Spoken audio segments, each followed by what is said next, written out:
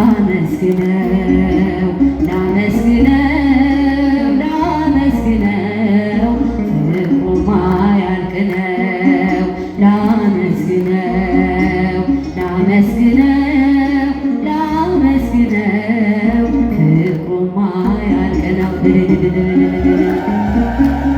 አውቀዋለሁ የሞተልኝ ኢየሱስ ነው። ስለሌለኝ የምከፍለው ስጦታዬ ምስጋና ነው። ያዳነኝን አውቀዋለሁ የሞተልኝ ኢየሱስ ነው። ስለሌለኝ የምከፍለው ስጦታዬ ምስጋና ነው።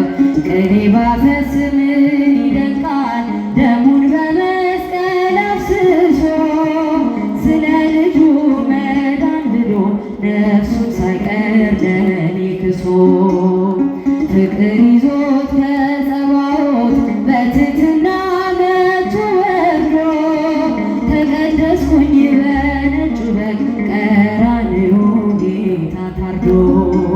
ላመስግነው ላመስግነው ላመስግነው ፍቅሩማ ያልቅ ነው።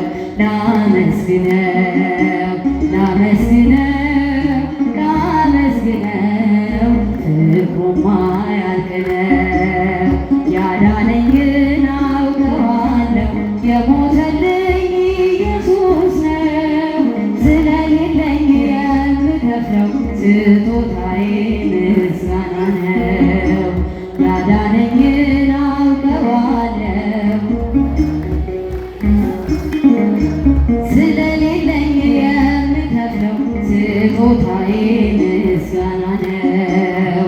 አክሊል እሾህ አጠለቀ ግርማ ክብሩን ሁሉ ትቶ አሻገረኝ ወደ ክብሬ በቅዱስ ደምህን ዋጅቶ አጎንብሶ ቀና አረገኝ ፊቴን በጽድቅ ያበራ እኖራለሁ ለዘላለም ካከበረኝ ጌታ ጋራ።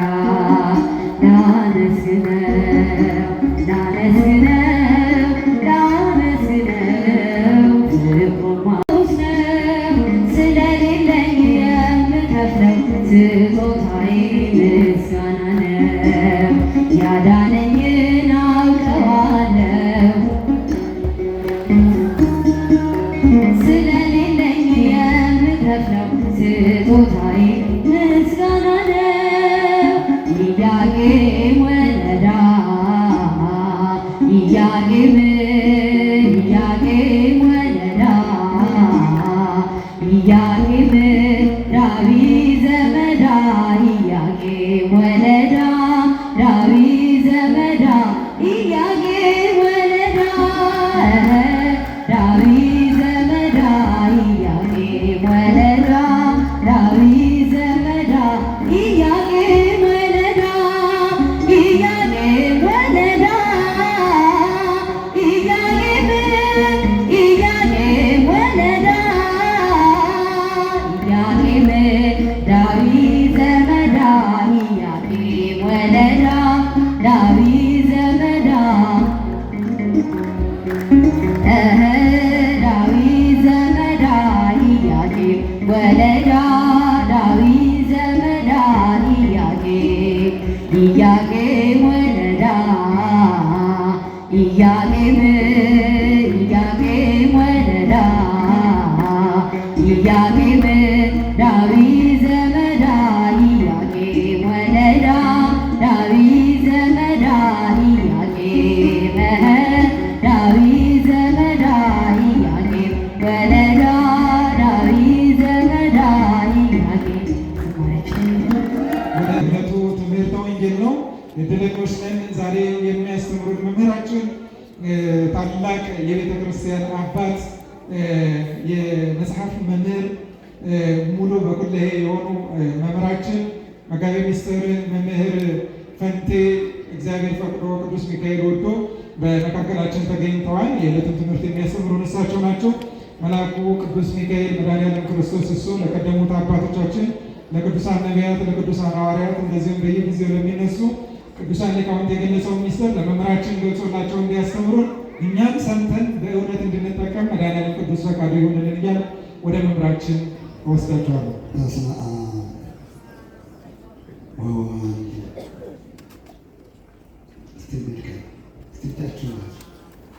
በስመ አብ ወወልድ ወመንፈስ ቅዱስ አሐዱ አምላክ አሜን። ወዝንቱ ሣልሱ ዘያስተርእዮሙ እግዚእ ኢየሱስ ለአርዳኢሁ ተንሥኦ እምነ ሙታን። ጌታችን መድኃኒታችን ኢየሱስ ክርስቶስ ከሙታን ተለይቶ ተነስቶ ለደቀ መዛሙርቱ ሲታያቸው ሲገለጥላቸው ይህ ሦስተኛ ጊዜው ነው። ከ12ቱ ሐዋርያት ቅዱስ ዮሐንስ የጻፈው ምዕራፍ 21 የዮሐንስ ወንጌል ማለት ነው። ምዕራፍ 21 ከቁጥር 14 ላይ የምናገኘው ኃይለ ቃል ነው። የተወደዱ የተከበሩ አባታችን ባይኖሩም አባታችን የምንወዳቸው የምናከብራቸው መላከ ሰማይ ስዩም ወልደ ገብርኤል እንዲሁም የተወደዱ ክቡር ጸሐፊያችን ሊቀ ኅሩያን ቀለመወርቅ በላይ እንግዲህ ቀረ ስም ስላልያዝ ይቅርታ ይደረግልኝ። መምህራነ ወንጌል፣ ሰባክያን፣ ሊቃውንተ ቤተ ክርስቲያን በየማዕረጋችሁ ካህናት፣ ዲያቆናት በየክብራችሁ እንዲሁም እግዚአብሔርን ወዷችሁ እግዚአብሔር በሀብት ስቦ በረድኤት አቅርቦ በዚህ የምህረት አደባባይ በዚህ የፍቅር አደባባይ በቅዱስ ሚካኤል ፊት ለፊት የሰበሰባችሁ አባቶች፣ እናቶች፣ እህቶች፣ ወንድሞች፣ ሕፃናት ሁላችሁ በልዑል እግዚአብሔር ስም እንደምን አደራችሁ? እግዚአብሔር ይመስገን በሉ። እንደምን ሰነበታችሁልን? እንደምን ቆያችሁ? ወዶና ፈቅዶ ኃጢአታችንን ሳይቆጥርብን በደላችንን ሳይሰፍርብን ክፋታችንን ሳይመለከት በዚህ ምሕረት አደባባይ ደግሞ የሰበሰበን ወደፊትም ሊሰበስበን የሚችል የሁላችንን ፈጣሪ ክብር ምስጋና ለእሱ ይሆን። በጣም ታምራላችሁ። እውነት ለመናገር ቦታው ትልቅ እንደመሆነው ትልቅ ሕዝብ አለበት። ቦታውን ትልቅ የሚያደርገውም በዙሪያው ያለ ሕዝብ ነው እና ረጋ ብላችሁ መዝሙሩን በጋራ ስትዘምሩ በጋራ ጸጥ ብላችሁ ስታዳምጡ እጅግ ታምራላችሁ። እግዚአብሔርን ለማዳመጥ የመጣችሁ ናችሁ። የትንሣኤውን በረከት ለማግኘት የመጣችሁ ናችሁ።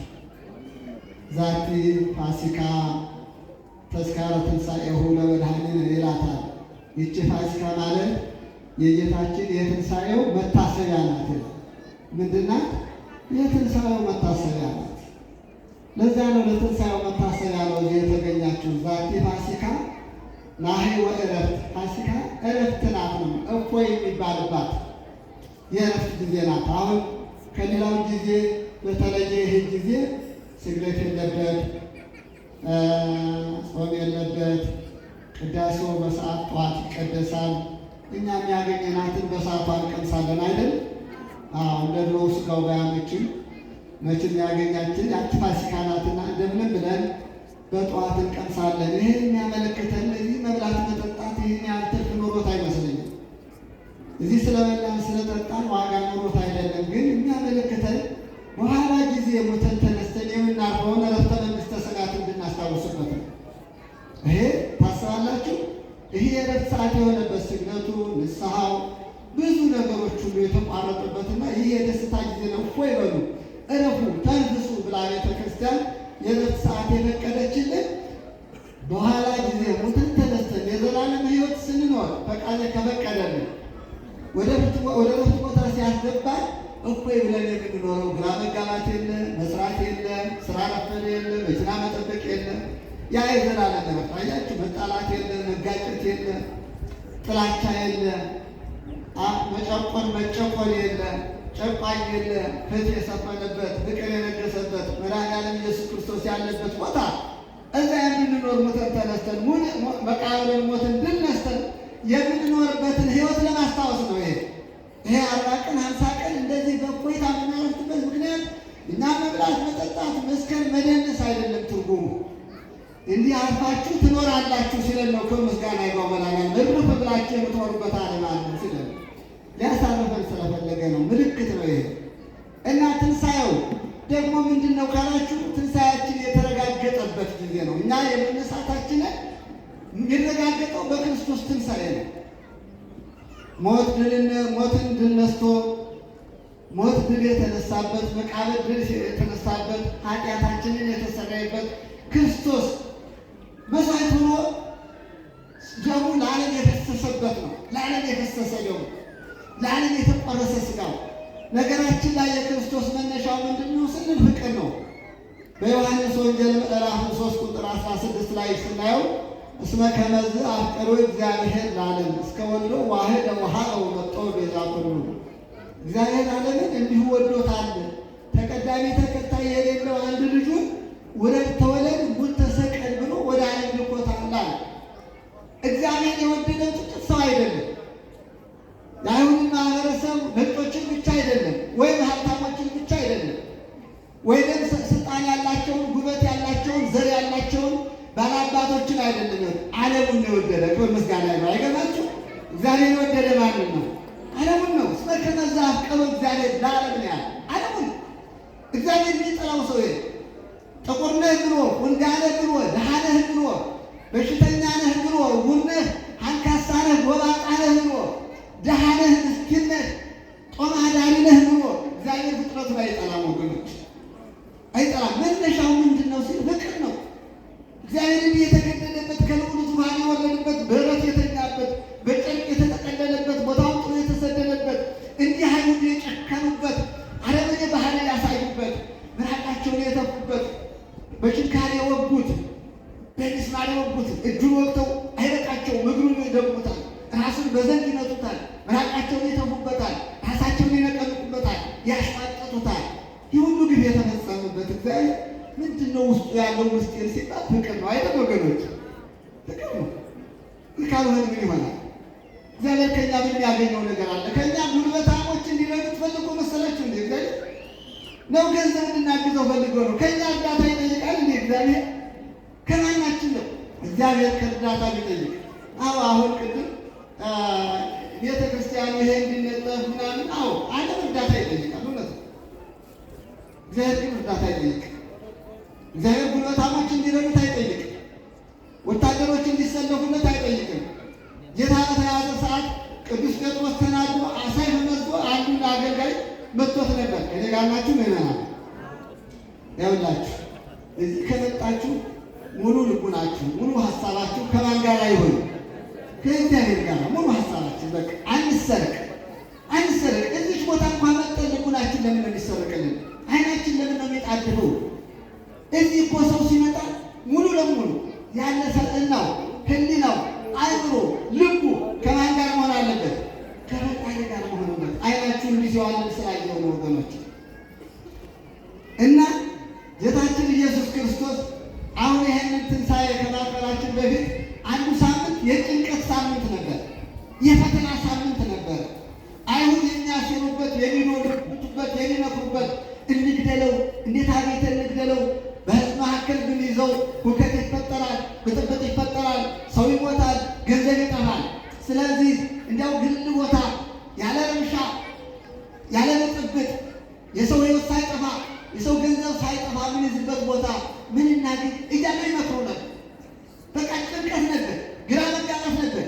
ደቀ መዛሙርቱም ይሄንን ሲሰሙ ይጨንቃቸው ነበር። እኔ እያዛለሁ፣ በክፉዎች ተላልፌ እሰጣለሁ፣ እሞታለሁ ሲላቸው ይጨነቁ ነበር። እኛ እኮ ሁሉን ጥለን የተከተልን አንተን አምነን ነው። ቤት የለንም፣ ንብረት የለንም፣ ሚስት የለንም፣ ማህበረሰቡ ጠልቶናል፣ በአንተ ምክንያት አግሎናል፣ የትስ እንገባለን እያሉ ይጨነቁ ነበር፣ ግራ ይገባቸው ነበር። ነገር ግን የሚገርማችሁ በዚህ ታሪክ ውስጥ የሰዎችን ሕይወት ታዩበታላችሁ። ይሁዳን ሕይወት ይሁዳ የጌታ ደቀ መዝሙር ነው። ከ12 ሐዋርያት አንዱ ነው። ሙሉ ስልጣን አግኝቷል። ሙት እስከ ማስነሳት ድረስ እግዚአብሔር ፈቅዶለታል። ስልጣን ሰጥቶታል። መንፈሳዊ ስልጣን አጋንንትን እንዲያባርር፣ በሽተኞችን እንዲፈውስ፣ ሙታንን እንዲያስነሳ ከ12 ሐዋርያት እንደነ ጴጥሮስ፣ እንደነ ቅዱስ ዮሐንስ፣ እንደነ ቅዱስ ማቴዎስ ሙሉ ስልጣን ነበረው። ነገር ግን ጌታ አንድ ነገር ተናግሮ ነበር። ገንዘብ አትውደዱ ብሎ ነበር። ገንዘብ ጉዞ ስትሄዱ ወርቅ አይኖራችሁ፣ ብርም አይኖራችሁ፣ የስንቅ ከረጢትም አይኖራችሁ። ይህን ብቻ አይደለም፣ ዱላም አይኖራችሁ። የሚገርም እኮ ነው። ጎታች ነዋ። ገንዘብ አታላይ ነዋ። ከመንፈሳዊ ሕይወት ያወጣና አሁን ዓለምን እንዲህ የሚያበጣበጠው ገንዘብ አይደለም። ወርቅ አይኖራችሁ፣ ብርም አይኖራችሁ፣ በከረጢታችሁ ምን ነገር አትያዙ፣ ስንቅም አይኖራችሁ፣ ብትኑን ጥላችሁ ሂዱ ነው ያላቸው። እንዲያ ከተብሎ ከተነገረው ሰው አንድ ይሁዳ ነበር። የእግዚአብሔር ስልጣን ሲሾም ከገንዘብ ፍቅር ጋር ግንኙነት የለውም። እንደዛ ነው። ነገር ግን ይሁዳ እምነት አብላይ ብሎ ተገኘ። ከዚህ ማረን አይደለም እምነት አብላይ ሆነ። ይህ ስልጣን የተሰጠው ይህ ማዕረግ የተሰጠው ረቂቃን መናፍስት አጋንንትን የማባረር ስልጣን የተሰጠው በሽተኞችን ዓይነ ስውሮችን የማብራት ጎባጣዎችን የማንቃት የማቅናት ሽባዎችን የመተርተር በነቢያት ላይ ስልጣን በአጋንንት ላይ ስልጣን በስነ ፍጥረት ላይ ስልጣን የተሰጠው ይሁዳ ግን እምነት አብላይ ነበር። ጌታውን በ30 ብር ሸጠ። ወገኖች እንዴት 30 ብር ያን ያህል ስልጣን ያን ያህል ዕድል እንዴት ያመክራል? ወገኖች ይገባል። ያን ያህል ዕድል ያን ያህል ጸጋ በነቢያት ላይ ዶክተር እኮ ነው እሱ። መንፈሳዊ ዶክተር እኮ ነው። ረቂቃን አጋንንትን የማባረር ስልጣን አለው እኮ። ግን ለረከሰ ጥቅም ላረባ ነገር ብሎ ያንን ነገር ሁሉ አጎደለ። ጌታውን በ30 ብር ሸጠ። ሽጦ ደግሞ አልተጠቀመበትም። በማቴዎስ ምዕራፍ 27 ላይ እንደምታዩት እንደው እንማርበት። ጌታ ተነሳ ደስታ ነው ብቻ አይደለም፣ ሕይወታችንን መንይበት። እስቲ እንገልግል። እኛ ማንን? እኛ ይሁዳን እንወቅሳለን፣ እናነሳጥላለን። በችም ይሁዳ ሲል ይቀበላል። ይሁዳ ግን አንድ ሰው ያመናል አይደል? ነገር ግን እኛም ያውሉ ማነው ገንዘብ አይወድ? ገንዘብ ይጠላለን። ዛሬ እህቶቹን አረብ ሀገር የሚሸጣ ለገንዘብ አይደለም እንዴ? ወንድሞቹን እያታለለ የሚሸጥ ይሄ ይሁዳ ማለት ሌላ ምን ትርጉም አለ?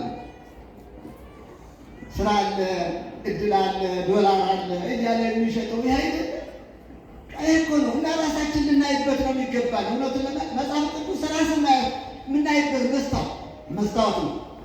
እና ይሁዳ ከዛ ከሴረኞች ከአርመኞች ከጠላቶቹ ጋር ሄዶ ምን ተትውን የማገባው ለክሙ ባሽታችሁ ምን ያህል ትሰጡኛላችሁ አለ።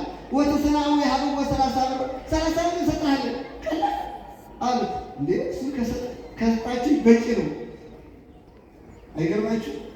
እድልን መሸጥ፣ ጸጋን መሸጥ፣ በረከትን መሸጥ፣ የእግዚአብሔር ስጦታ በ30 ብር መለወጥ ይገባል። እና በማቴዎስ 27 ላይ እንደምናየው ምንድን ነው የሆነው? ጌታ ተይዞ ሞት ተፈርዶበት ሲሄድ ባየ ጊዜ ነስሐ ይላል፣ ተጸጸተ። ወይኔ ጻድቅ ሰው አስገደሉ፣ ንጹሕ ደም አስፈሰስኩ አለ። ጻድቅ ሰው ላስገደሉ፣ ንጹሕ ደም ላስፈሰስኩ ለእኔ ወዮልኝ፣ ወዮታ ይገባኛል። እኔ እኮ ምናልባት እሱም በጥበቡ ያመጣል፣ እኔም ገንዘቡን ይዤ እቀራለሁ ብዬ ነበር ያሰቡት። እንዲህ ቆጥሆ ይሞታል ብዬ አልገመትኩም ነበር። እና እንዴት ልቤ እያወቀ ጻድቅ ሰው አስገድላለሁ፣ እንዴት ልቤ እያወቀ ንጹሕ ሰው ደም አስፈስሳለሁ ብሎ ሂዶ ይህንን ብር ተቀበሉኝ፣ እሱን ተውልኝ አለ። አያችሁ፣ እንዲህ ነው። ኃጢአት እንሰራና ኋላ ጸጸት እንገባለን። ጥሩ ሚስትን ይፈታና ኋላ ሚስቴን አማሉኝ ይላል። አይ ከእጁ እያለች እኮ ወጣት ነው። ጥሩ ባሏን ትፈታና ኋላ አማሉኝ ትላለች። ጥሩ ስራ እንለቅና ያለ ስራ እንቀራለን። ጥሩ ጸጋ እያለ ትምህርት እያለን ሱስ እንለቅና እብድ እንሆናለን። ሜዳ ወጥተን መንደር ልምና እኛ እኮ በቢሮአችን የሚከፈለን ሰዎች መሆን የምንችሎች ነው አይደል እንዴ? ተምረን ጥሩ ትምህርት ተምረን ጥሩ ስራ ትተን መጥፎ አመል ይዞን በሱስ ተጠምደን 24 ሰዓት እየጠጣን ቅጠል እየበላን ሐሺሽ እያጨስ ያ ሁሉ ጸጋ ተቀበል በኋላ መንገድ ማንጀራት መች ይሆናል። የሚገርም እኮ ነው። ይሁዳ ርቆ ሄደ። ተውልኝ ብሩ ውሰዱልኝ አለ። አንተ ከኛ እኛ ከአንተ ከዚህ በኋላ አለቀ፣ ፋይሉ ተዘግቷል አለ። ታያችሁ፣ ከዳተኛ ወዳጅ የለውም፣ ወዳጅ የለውም ከዳተኛ። ፈጣሪውን ከድቷል፣ ጓደኞቹ ሐዋርያትን ከድቷል፣ የተሰጠውን ስልጣን ቃል ኪዳን ከድቷል፣ እምነት አጉዳይ ሆኗል። በዚህ ምክንያት እነሱም አላዳምጠዋል። የእሱን ጭንቀት፣ የእሱን ስጋት፣ የእሱን ግራ መጋባት አንድ ሰው ያየለት የለም። ከዳተኛ እንዲህ ወዳጅ የለውም። ያታለለ ሁሉ ያባበለ ሁሉ ችግር ሲገጥም ከጎንህ አታገኘው። የለም ጥሎህ ነው የሚሸሽ። ከዚህ ሰውረን አምላካችንን አየህ። አቤት ላይ ያጣ ይሁዳ ጭንቀት ውስጥ ገባ። ወዴት ይጠጋል? አይሁድም እንዲህ አሉት። ጸሐፍት ፈሪሳውያን ካህናቱ እነዛ እባካችሁን አለ እባካችሁ አትርፉልኝ፣ እባካችሁ አትግደሉብኝ፣ ግርፋቱ ይበቃዋል፣ የደረሰበት ግፍ ይበቃዋል። እስካሁንም ንጹሕ ሰው ነው፣ ንጹሕ ደም ነው እየፈሰሰ ያለው፣ ጻድቅ ሰው ነው እየተገደለ ያለው። እባካችሁን ተውልኝ። 30 ብር ነበረ ከኔ ጋር የነበረውን ውሰዱ። ያልፈልገውን ገንዘቡን አልፈልግም ማለት አልፈልግም፣ አንተም ገንዘብ ማራችኋል። ከዛ በኋላ ምን አደረገ? ብሩን ወስዶ አፈሰሰው ይላል። አይደል? ዛሬ እንሰርቃለን፣ ፍትህ እናጓድላለን፣ ጉቦ እንበላለን፣ የሰውን ገንዘብ እንዘርፋለን፣ የሰውን ላም እንበላለን፣ ግን አንበላውም። አይደል? እንደ ይሁዳ ፈሶ ይቀራል። ወራሽ እንኳን የለውም። የክፎችን ገንዘብ ልጅ እንኳን አይወርሰው። የክፎች ገንዘብ ቤተ ክርስቲያን አይታነጽበትም። የክፎች ገንዘብ ድሃ አይበላው፣ የተራቆተ አይለብሰው፣ የተጠማ አይጠጣለትም፣ የተራበ አይበላለትም፣ ድሃ አይጎበኝበትም፣ ትምህርት ቤት አይከፈትበትም። ገንዘብ ገንዘብ ገንዘብ እንላለን። ይሄ ነው እንማርበት። ይሁዳ ምንድን ነው ያደረገው? ምንድን ነው የሆነው? ያጣው ክብር ያጣው ጸጋ ምንድን ነበረ? ወርቁን ብሩን አፈሰሰ። ሂዶ መጨረሻ ተስፋ ቆረጠ። ወዴት ይጠጋ? ከማን ጋር ይሁን? ብቻውን ሆነ። በስንት ማህበረሰብ መካከል ብቻውን ሆነ። ይሄ ደግሞ ጌታውን የሸጠ፣ ይሄ መምህሩን የሸጠ፣ ይሄ እምነት አጉዳይ ሁሉም የሚጠቋቁመበት ጀመር። ያለው ምንድን ነው አማራጭ? ራሱን መግደል ነው። ሄዶ ራሱን ሰቅሎ በግንባሩ ተደፍቶ ወድቃው ተዘርግፎ ሞተ። ይሄ ከዚህ ማራን አምላካችን ነው። ይህን ነው ልንማርበት ይገባል። ከይሁዳ ሕይወት እንማራለን። እምነት ማጉደል፣ የሚስቶቻችንን እምነት ያጎደል፣ የባሎቻችንን እምነት ያጎደል፣ የጓደኞቻችንን እምነት ያጎደል፣ የመስሪያ ቤቱን እምነት ያጎደል፣ የሀገር ውለታ ያጎደል። የስንት ሰው አጉደላ? ስንት አጉዳዮች ነን እኮ እምነት አጉዳዮች፣ ልክስክሶች ከሆነ እንደዚህ ነው ራሳችንን። ለምሳሌ ጸሐፍት ፈሪሳውያን መሰላቸው ካህናቶች ናቸው፣ ሽማግሌዎች ናቸው፣ የሸንጎ አባላቶች ናቸው። እነሱ ንጹሕ ደም ሲፈስ ግፍ ሲደርስ የሚቆሙ የሚቆጣጠሩ ለምን የሚጠይቁ ናቸው። በጌታ ሞት ግን አላሉ። እንዲያውም ያስተባብሩ ነበር። እንዲያውም ለጌታ ወንጀል ይፈልጉለት ነበር። ይሄ በንጉሥ ላይ ንጉሥ ነኝ የሚል፣ ይሄ በሕዝቡ ላይ አመፅ የሚቀሰቅስ፣ ግብር አትገብሩ እያለ የሚል፣ ራሱን ከጌታ ጋር የሚያስተካክል፣ ቤተ መቅደስን አፍርሼ በሦስተኛው ቀን እሠራዋለሁ የሚል፣ ይሄ ሞት ይገባዋል እያሉ ሌላውን የዋህ ሕዝብ ያስተባብሩ ነበር። እዩት። ተማርነ ብለን አወቅነ ብለን ዝናገኘን ብለን ለክፋት ስራችንን የምናውለው እውቀታችንን ሁሉ ለክፋት ነው። ሐኪም ሆነን የምንበድል፣ መምህር ሆነን የምንበድል፣ የጸጥታ አካል ሆነን ፍትህ የምናጓድል ሰምታችሁ አታውቁም? የጸጥታ አካላት፣ ፍርድ ቤቶች፣ ሐኪሞች፣ መምህራኖች ሁሉ በተሰማራበት ሲያጎልን እንዲህ አድርጎ በሐኪም ስህተት ቦታ እንዲህ አድርጎ ፖሊስ እንዲህ አድርጎ ዘርፎ ይህንን ብዙ አልሄድበት አይደል? ዕለት ዕለት የምንሰማው ነገር ስለሆነ ማለት ነው። እኛ በተመደብንበት በተሰማራንበት እግዚአብሔር እኮ ለምክንያት ነው ያስቀመጠ። እረኛ እኮ ነው ያለው ነገር መንጋውን ጠብቁ ብሎ እኮ ነው ያስቀመጠ። መንጋ እንድንጠብቅ እንዳይበተን በስርዓት እንዲመራ ህዝቡ ፍትህ እንዲያገኝ ድሃ እንዳይበደል እንዳይጎዳ ነው እንጂ እንዲጨቆን እንዲያለቅስ እንዲያነባ ፍትህ እንዲያጣ ገንዘብ እንዲዘረፍ አይደለም እግዚአብሔር የመደበ። ይህንን ልንማርበት ይገባል። ካህናቶች እነ ቀያፋና ሐና በክርስቶስ ላይ ያሴሩ የነበር አልፈው ተርፈው ገንዘብ ከፍለው ደም ማፍሰስ ክርስቶስን ለማግኘት ገንዘብ ከፍለው ነው የያዙት። ገንዘብ ከፍለው ይህ ተገቢ አልነበረም። ነገር ግን ጌታ በዕለተ ዓርብ ያ ሁሉ ነገር ይደርስበት ነው። ያ ሁሉ ያሾፉበት፣ የሳቁበት፣ ጦር የመዘዙበት፣ በቀኖት የቸነከሩት፣ የሾህ አክሊል የደፉበት፣ ዘንግ ይዘው አስተምረኩ ቅድሜው ተሳለቁ ላዕሌሁ ፊቱ ላይ ንጉሥ እኮ ነህ፣ ንጉሠ ነገሥት መባል ይገባሃል፣ የወርቅ ዘንግ ይገባሃል። ዋስተሐዝቦ ህልቀተ በእዴሁ እንዴ የንጉሥ እኮ በትረ መንግሥት ነው ጨብጥ እንጂ ይሉታል። ፊቱ ላይ ይወርቁና ይሰግዳሉ። እየዘበቱበት እኮ ንጉሳችን እኮ ነህ፣ መሪያችን እኮ ነህ፣ አስተዳዳሪያችን እኮ አንተ ነህ እያሉ ነው የሚዘብቱበት። ምራቃቸውን ይተፉበታል። የክፋታቸው ድንበር የለው። ሰው እኮ አንድ ነገር ከደረሰበት በጭ ነው አይደለም። ግርፋቱ በጭ አልነበረ ወገኖች፣ ግርፋቱ ይበቃ አልነበር። አጥንቱ እስኪታይ ድረስ ተገረፈ እኮ፣ ደሙ እንደ ጎርፍ ፈሰሰ እኮ። ይህንን እንድናስታውስ እኮ ነው የተቀመጥን እዚህ። ይህንን ውለታ እንዳንረሳ፣ የሰው ልጅ ሊረሳው የማይገባ ይህንን ውለታ ነው። ንዜኑ ሞተከ ወትንሣኤከ ቅድስተ ያለ ስለ ሞቱ መናገር፣ ስለ ሞቱ መመስከር ነው የክርስቲያን ስራ። እግዚአብሔር ያለህን መታዘዝ ነው። የማይታዘዝ ክርስቲያን ክርስቲያን አይደለም።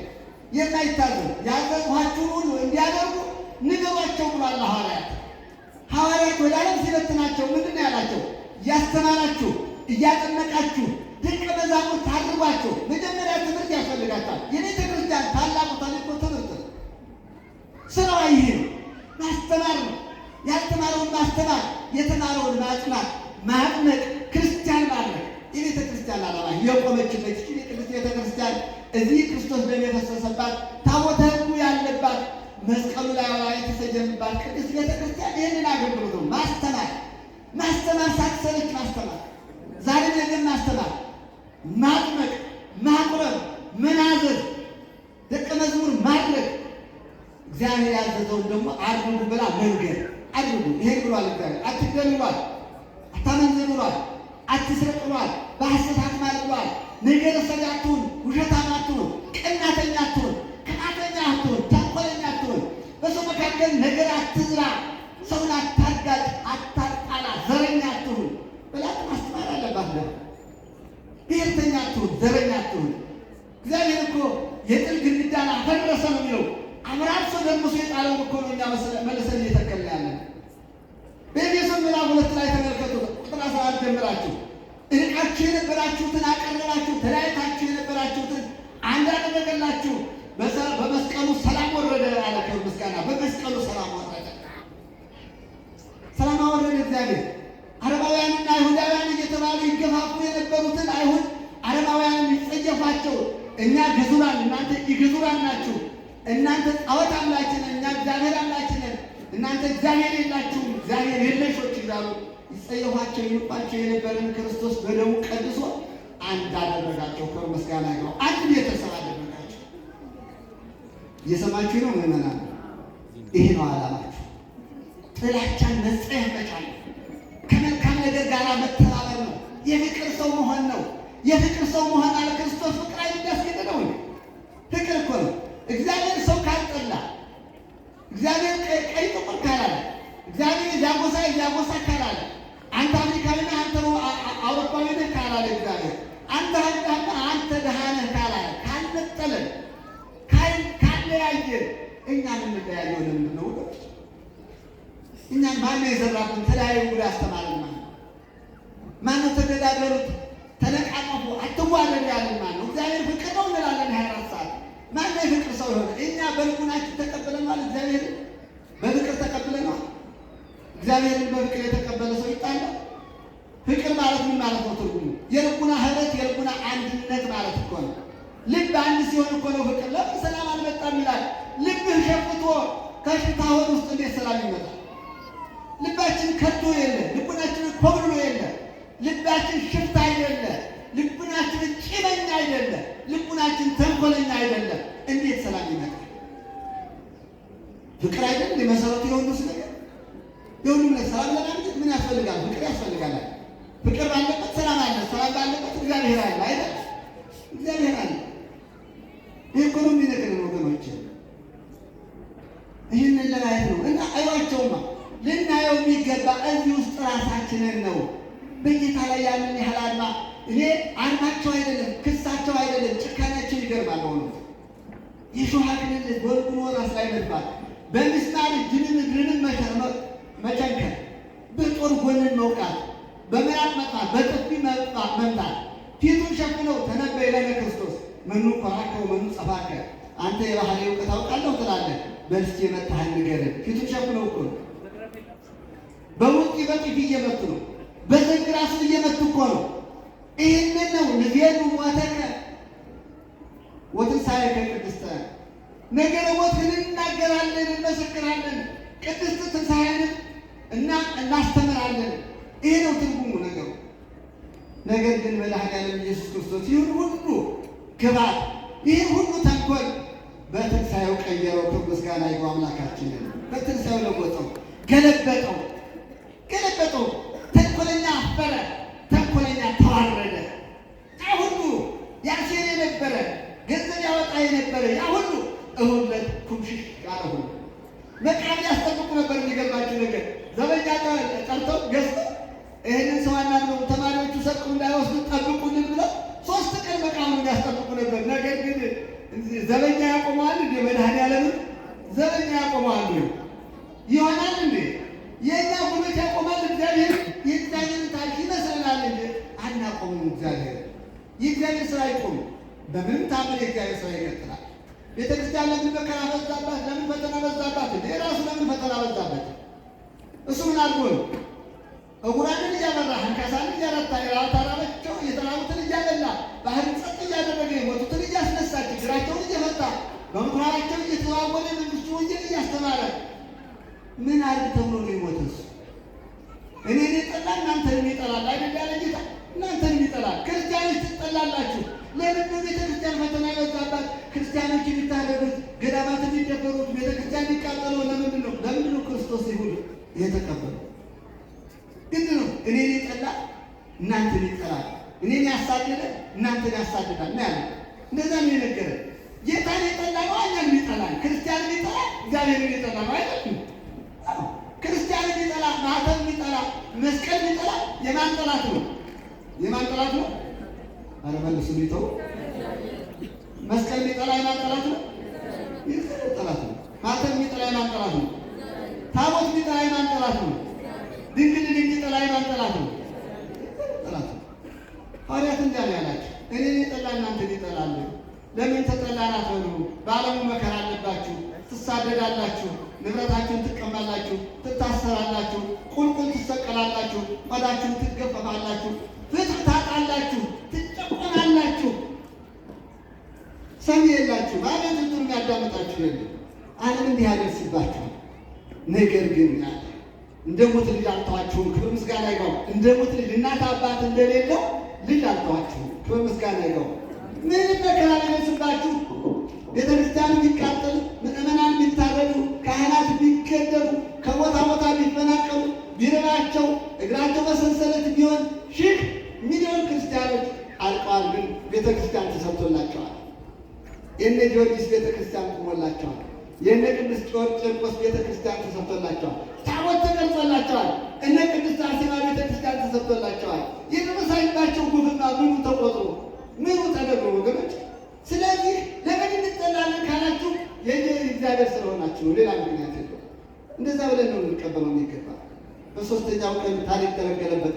እዛ ድንጋይ ዘበኞቹ እዛ ጌታ እንዳይነሳ ወይም እንዳይሰረቅ ሊቆጣጠሩ የተቀመጡት የእግዚአብሔር መልአክ ቅዱስ ሚካኤል፣ ቅዱስ ገብርኤል ከሰማይ ወረደ። ድንጋዩን ከመቃወማቱ ገለበጠው። እላዩ ላይ ቁጭ አለ። ምድር ተናወጠች። ጠባቂዎቹ ዝልፍ ብለው ወደቁ ነው። የእግዚአብሔር ስራ ማንም ያስቆሙ። እንደዚያ ሆኖ ብርሃነ መለኮቱን ገልጾ ተነሳ ጌታችን ኢየሱስ ክርስቶስ። ስለዚህ አሁን ዛሬ ቅድም የነገርኋችሁ ይህ ሲታያቸው 3ኛ ቀኑ ነው ያለው ወንጌል ዮሐንስ ወንጌል ምዕራፍ 21 ከቁጥር 1 እስከ 14 ላይ ያለው ምን ይላል? በጥብርያዶስ ሳሉ ጌታ ለደቀ መዛሙርቱ ታያቸው ይላል። እነዚያ ደቀ መዛሙርቱ ማን ነበሩ ቢባል ጴጥሮስ፣ ቶማስ፣ ናትናኤል፣ የዘብዴዎስ ልጆች ያዕቆብና ዮሐንስ፣ ሌሎችም ስማቸው ያልተገለጸ ደቀ መዛሙርት ነበሩ። እየሰማችሁ ነው? ጴጥሮስ፣ ቶማስ፣ ናትናኤል፣ የዘብዴዎስ ልጆች ያዕቆብና ዮሐንስ፣ ሌሎችም ስማቸውን ያልተጠሩ አብረው በአንድነት ነበሩ ይላል። ጌታ ይመጣ ይሆን ይቀር ይሆን እያሉ እየጠበቁ ነው። ከዛ በፊት አይተውታል፣ ደጋግሞ አይተውታል። ግን አይተውት አይጠግቡም አይደል እንዴ? አይተውት አይጠግቡም። ልጅ እናቷን ትጠግባለች? ልጅ እናቷን ትጠግባለች? አዎ አትጠግብም። እግዚአብሔር እኮ እናት ነው አይደል ወገኖች? እግዚአብሔር እናት ነው እና እንደዛ ነው እግዚአብሔር እና ይመጣል እያሉ እየጠበቁ እያሉ ሲዘገይባቸው መቼም የሥጋ ፈቃድ አስቸጋሪ አይደለም። ተነሳና ጴጥሮስ አሳ ላጠምድ ልሄድ ነኝ አለ። ወንዙ ቅርብ ነው፣ የጥብርያዶስ የገሊላ ወንዝ ነው። ቅርብ ስለነበረ እድገቱም አሳ እያጠመደ ስለነበር እኔ ወደ አሳ ላጠምድ ልሄድ ነኝ ሲላቸው እኛስ ምን እናደርጋለን አብረን እንሄዳለን እንጂ አሉት። አብረው ጉዞ ጀመሩ። ታንኳ ውስጥ ገቡ። ይሄዱ አሳ ላጠምዱ ነው። እግዚአብሔር አልተጠየቀም። ይፈቅድ ይሆን እግዚአብሔር አሳ እናገኝ ይሆናል ተባለ። ተነስተው ሄዱና በታንኳ ውስጥ ሆነው ገብተው ቢሞክሩ ጠብ አለናል። መረባቸውን ቢዘግበቡ ቦታ ቢቀያየሩ ቢለዋውጡ ሌሊቱን ሙሉ ይህ ነው ወገኖች። ተምረን ስራ እናጣለን። ንግድ ጀምረን እንከስራለን። እርሻ ጀምረን ምርት እናጣለን። አገር ወጥተን ዋጋና ገንዘብ እናጣለን። ያሰብነው ሳይሳካ ይቀራል። የእግዚአብሔር ፈቃድ ይሁን ሳንል እንወጣና እግዚአብሔርን ሳንይዝ እንሄድና አያችሁ የሚገጥማችሁ ከዛ ከሚያውቁት ባህር አሳን ይባላል። ዋልቦ ዘአስገሩ በይእቲ ሌሊት ወይም እንትን ይላል። ምንም ምን የያዙት ነገር የለም። እንዲሁ አደሩ። መከራ ሲበሉ ሲለፉ አደሩ። ረሃብ አለ፣ ፍርሃት አለ። እዛ እንደዚያ ሌሊቱን በውጭ አለው። ሲነጋ ጌታ መጣና ከወደቡ ቁሞ ታያቸው። እኛ ሲያቅተን አልሳካልን ሲል ማን ይመጣል? እግዚአብሔር ይመጣል። አያችሁ፣ እግዚአብሔር መንጋውን አይረሳ፣ ፍጥረቱን አይረሳ። ታማን እንድንሞት ነው ስንል ብድግ ያደርገናል። እኔ አለቀለኝ ስንል እንዲያው ምን በልቼ ልከርም ነው ስንል እንዲያው እግዚአብሔር በረከቱን አምጥቶ ያበላል አይደለም?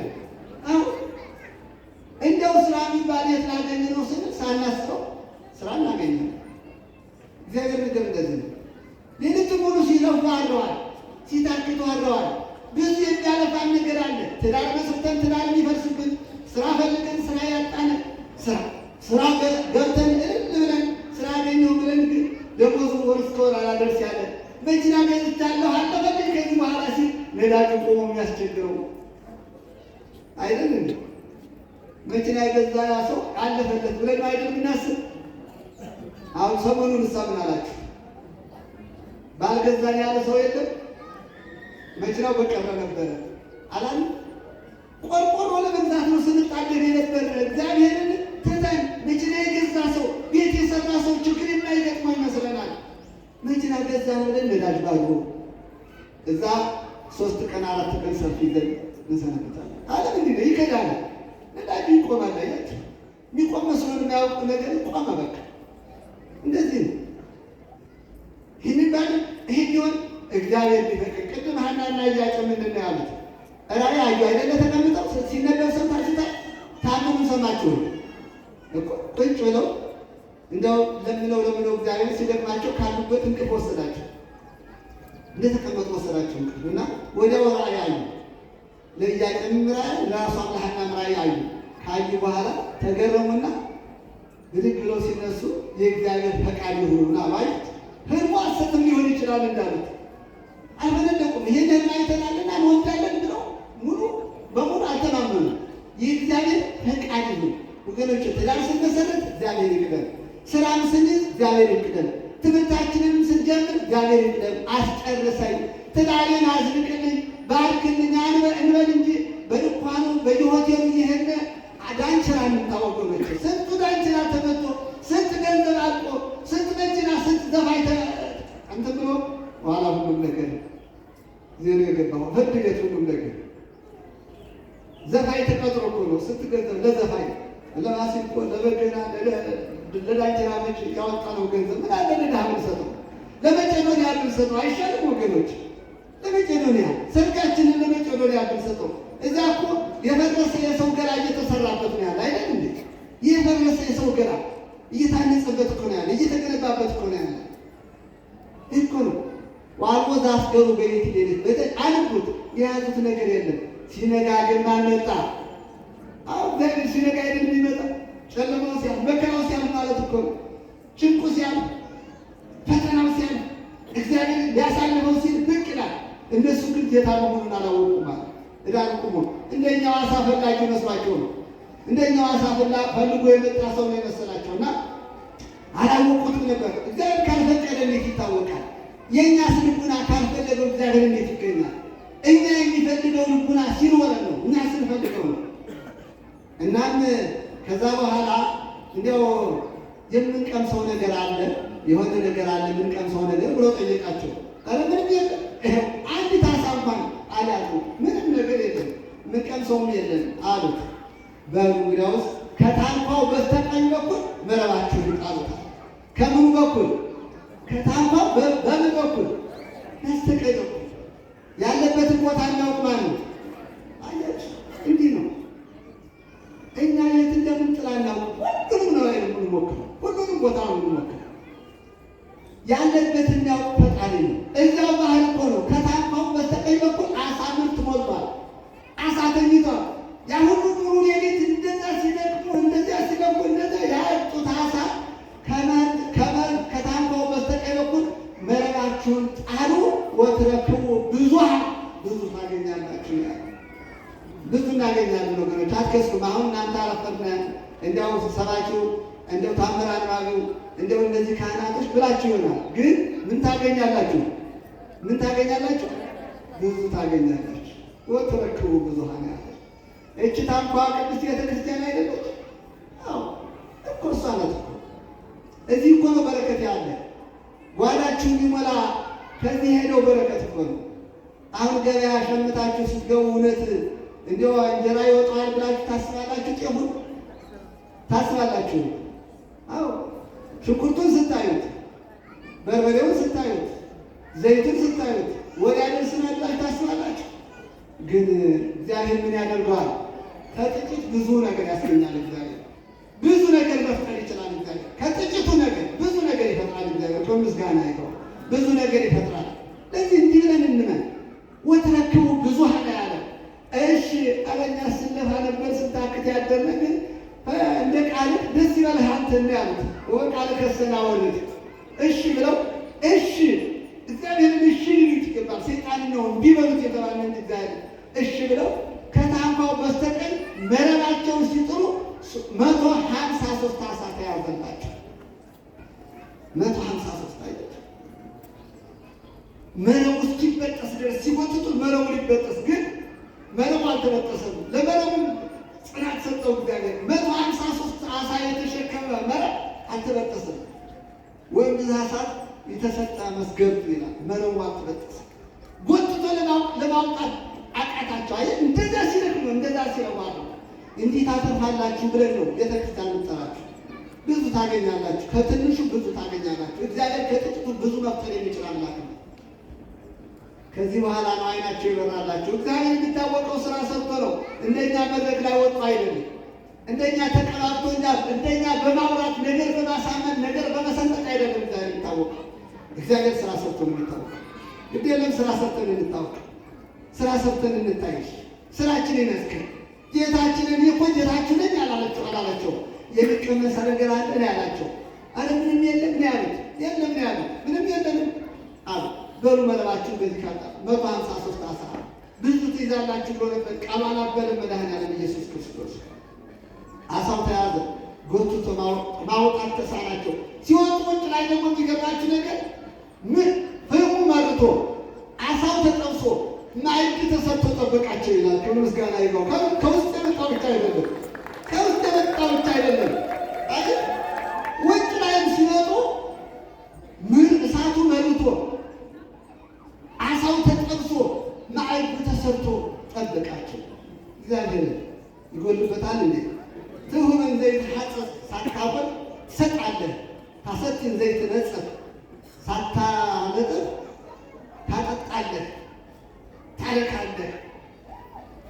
ትዘከር ዘይት ረስ ሳትረሳ ታስታውሳለህ። ታቅር እንዘይት ነው ሳተኛ ትጠብቃለህ። አያች ሳትረሳ ታስታውሳለህ፣ ሳተኛ ትጠብቃለህ፣ ሳታጎል ታጠጣለህ፣ ቦታው አይጎርብበትም፣ ምንጩ አይደፈርስበትም። መድኃኒዓለም ኢየሱስ ክርስቶስ እያንዳንዱ ስራችሁን አይረሳባችሁም። ቅድም ይህን ያህል ብር አውጣችሁ፣ ይህን ያህል ብር አውጣችሁ፣ እግዚአብሔር አይረሳውም። እነሱ ባይናገሩትም እግዚአብሔር ያውቀዋል አይደል እንዴ? በእንደዚህ ተጽዕኖ ይጠብቃችኋል። ለቤተ ክርስቲያናችን የሚደረገው ክርስቲያን የራሱን እውቀቱን ጉልበቱን በእግዚአብሔር አይሰስትበት አንሰስትበት። እሱ ይሰስትብናል እንዴ? በዚህ እዩበት፣ በዚህ ስሙበት፣ በዚህ ተናገሩበት፣ በዚህ አሽቱበት፣ በዚህ ጨብጡበት፣ በዚህ ተራመዱበት ብሎ አካላትን የፈጠረ እግዚአብሔር እኛ እንዴት እንሰስትበታለን ወገኖች? በአይኗችሁ አስቡበት፣ በአይናችሁ እዩበት፣ በጆሮአችሁ አዳምጡበት፣ በእጃችሁ ስሩበት፣ ጻፉበት፣ በእግራችሁ ተራመዱበት ብሎ እዚሁ ሁሉም ነገር አሟልቶ የሰጠ ፈጣሪ እንዴት እንሰስትበታለን ወገኖች? እንዴት እሱን እንፍቀዋለን? ስለዚህ በዚህ ጊዜ ነው ሶስተኛ ታያቸው ያለ ጊዜ ስለሌለን ይቃል ጌታችንን በመጀመሪያው ቀን በዚህ ቤት ገብቶ ታያቸው። ቤት ዘግተው ቆልፈው አይሁድን ፈርተው በዮሐንስ ምዕራፍ 20 ከቁጥር 19 ቤት ቆልፈው በነበሩበት ሰዓት ከመካከላቸው ገብቶ ሰላም ሰነበታችሁ፣ እንዴት አላችሁ አለ። ቅዱስ ጋር እንዴት አላችሁ ሳይከፋው ጥለው ሸሽተዋል እኮ። እግዚአብሔር እኮ ሞቱን የሞተው ብቻውን እኮ ነው። ማንም ከጎኑ አልነበረም እኮ። ያ ዕውሩ የለ፣ ሞቶ የተነሳው የለ፣ አብሮ የተባለው የለ። እግዚአብሔር እኮ ብቻውን ነው የሞተ የተገረፈ የተሰቀለ የሞተ ብቻውን ነው። ነገር ግን የሰበሰበውን መንገድ መበተን አልፈለገበት። ፈጣሪያችንን አይበትነንም፣ አይበትነን ሁላችንን መድኃኒዓለም አይበትነን። አይ እግዚአብሔር እንዳንወድቅ እንዳንበተን እንዳንጠፋ የሚጠብቀን አምላክ ነው እና ሁለተኛው በሳምንቱ ለቶማስ ታየ። ዛሬ ደግሞ በጠቅላላ ራያዶስ ባህር ላይ ታያቸው። እንዲህ አድርጎ ነው ጌታችንን የሰነበተና ትንሣኤ ማለት የእኛ ትንሣኤ የተረጋገጠበት ሞት ድል የተነሳበት ስለሆነ ለነበረን ጊዜ ለነበረን ሰዓት ለእግዚአብሔር ክብር ምስጋና ይግባው። እመቤታችን ቃል ኪዳኗ በረከቷ ለሁላችን ይድረሰን። ወስብሐት ለእግዚአብሔር። እንደምን አፈራችሁ። ፍቅር ማረከኝ በሕይወቴ በዘመን እያለን አብረን እንዘምራለን።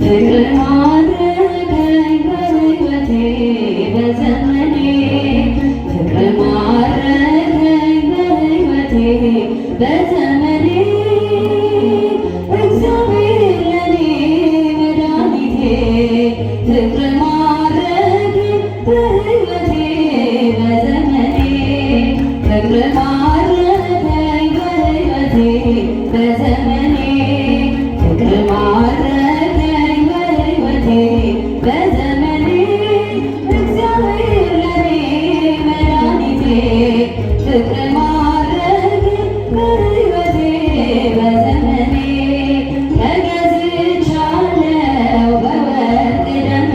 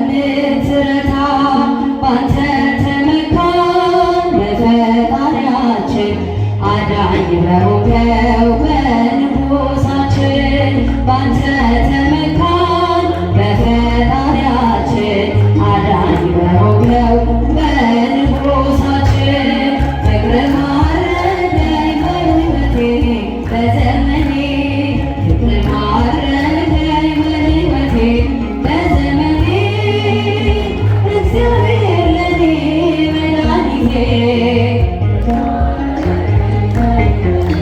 በዘመኔ ቃና ዘገሊላ በቃና ዘገሊላ በዛ በሰርግ ቤት ተገኝተሻል ድንግል ከልጅሽ ጋራ ተገኝተሃል ጌታ ከእናት ጋራ ቃና ዘገሊላ በቃና ዘገሊላ በዛ በሰርግ ቤት ተገኝተሻል ድንግል ከልጅሽ ጋራ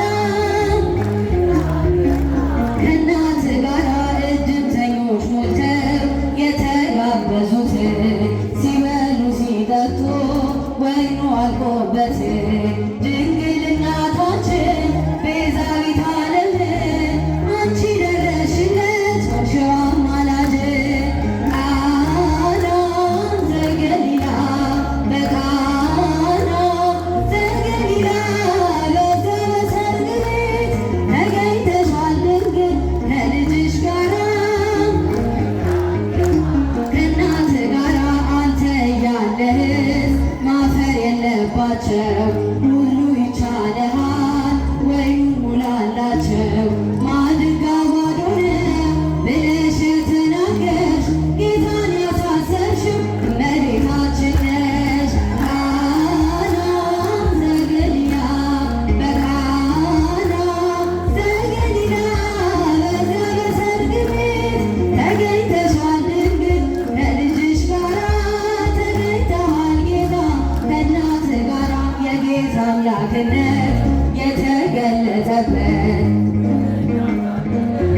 የእነ ዶኪማስ ቤት ዛሬም ይኸው በዚህ በሰርገኞቹ ቤት በረከት ፈሰሰ በአምላክ ቸርነት ቃና ዘገሊላ በቃና ዘገሊላ በዛ በሰርግ ቤት ተገኝተሻል ድንግል ከልጅሽ ጋራ ተገኝተሃል ጌታ ከእናት ጋራ ውሃው ተለውጦ የወይን ጠጅ ሲሆን በቃና ገሊላ ሁላችን አየን እግዚአብሔር ከኖረ በመካከላችን ሁሌ ይሰጠናል ይህን መሰል ወይን ቃና ዘገሊላ በቃና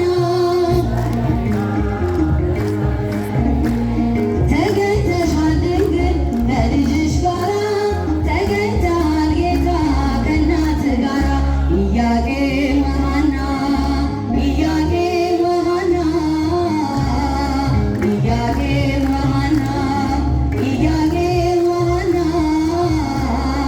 ሙሽሮቹ ያብባሉ ገና ሙሽሮቹ ያብባሉ ገና ሙሽሮቹ ያብባሉ ገና ሙሽሮቹ ያፈራሉ ገና ኢያቄም ወሐና ኢያቄም ወሐና ኢያቄም ወሐና ኢያቄም ወሐና ሙሽሮቹ ያብባሉ ገና ሙሽሮቹ ያፈራሉ ገና ሙሽሮቹ ያብባሉ ገና ሙሽሮቹ ያፈራሉ ገና ኢያቄም ወሐና ኢያቄም ወሐና ኢያቄም ወሐና ኢያቄም ወሐና ሙሽሮቹ ያብባሉ ገና ሙሽሮቹ ያፈራሉ ገና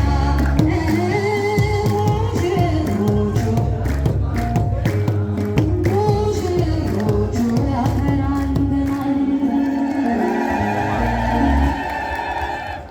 እህታችንን ዘማሪት ሰላማዊት መልአኩን እግዚአብሔር አምላክ ዝማሬ መላእክትን ያሰማልን፣ ዝማሬ መላእክትን ያሰማልን። መከረን ክብርና ምስጋና ላንተ ይሁን። በተማርነው ትምህርት መልካም ስራ እንድንሰራ እግዚአብሔር አምላካችን ይፍቀድልን። ሀገራችን ኢትዮጵያን ሰላም ያደርግልን። ከእመቤታችን ከቅድስት ድንግል ማርያም ረድኤት በረከት ያሳተን አምላካችን አቡነ ዘበሰማያት ስምህ ይቀደስ፣ መንግሥትህ ትምጣ፣ ፈቃድህ በሰማያት እንደሆነች እንዲሁ በምድር። የዕለት እንጀራችንን ስጠን ዛሬ፣ በደላችንን ይቅር በለን እኛም የበደሉንን ይቅር እንደምንል። አቤቱ ወደ ፈተና አታግባን፣ ከክፉ ሁሉ አድነን እንጂ መንግሥት ያንተ ናትና፣ ኃይል፣ ክብር፣ ምስጋና ለዘላለሙ አሜን። እመቤታችን ቅድስት ድንግል ማርያም ሆይ በመልአኩ በቅዱስ ገብርኤል ሰላምታ ሰላም እንልሻለን። ከሐሳብሽ ድንግል ነሽ፣ በሥጋሽም ድንግል ነሽ። የአሸናፊ እግዚአብሔር እናት ሆይ ሰላምታ አንቺ ይገባሻል። ከሴቶች ሁሉ ተለይተሽ አንቺ የተባረክሽ ነሽ፣ የማኅፀንሽ ፍሬ የተባረከ ነው። ጸጋን የተመላሽ ቅድስት ሆይ ደስ ይበልሽ፣ ልዑል እግዚአብሔር ከአንቺ ጋር ነውና ከተወደደው ልጅሽ ከጌታችን ከመድኃኒታችን ከኢየሱስ ክርስቶስ ዘንድ ይቅርታና ምሕረት እንደምኝልን ኃጢአታችንን ያስተሰርይልን ዘንድ ለዘላለሙ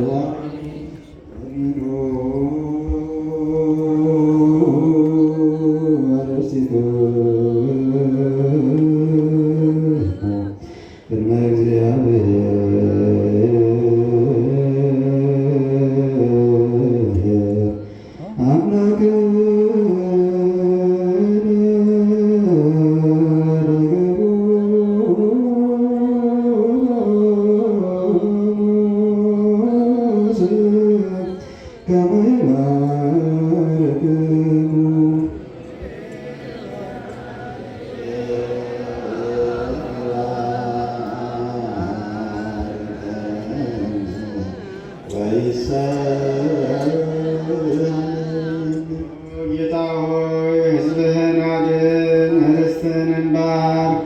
አቤቱ ጌታ ሆይ ሕዝብህን አድን፣ ርስትህን ባርክ። አቤቱ ጌታ ሆይ ሕዝብህን አድን፣ ርስትህን ባርክ።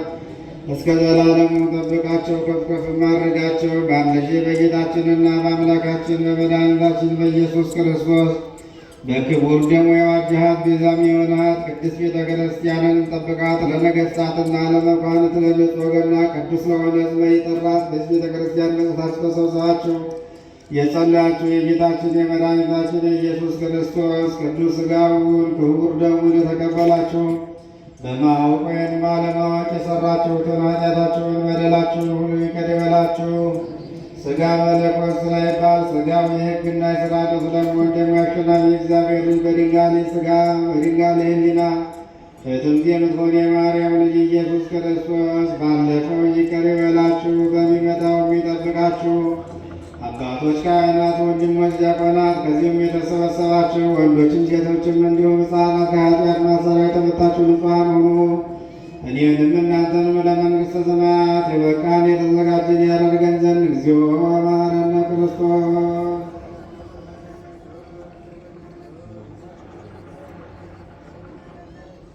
ከማሁ በእንተ ማርያም መሐረነ ክርስቶስ።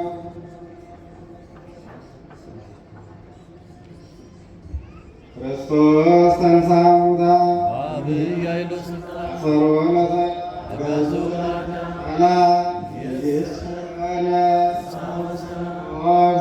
ኢየሱስ ክርስቶስ ሥራ ኃጢአተ ወኃጢአተ ኩሉ ሕዝብ ማይሠራ ኃጢአት እግዚአብሔር ይፍታ።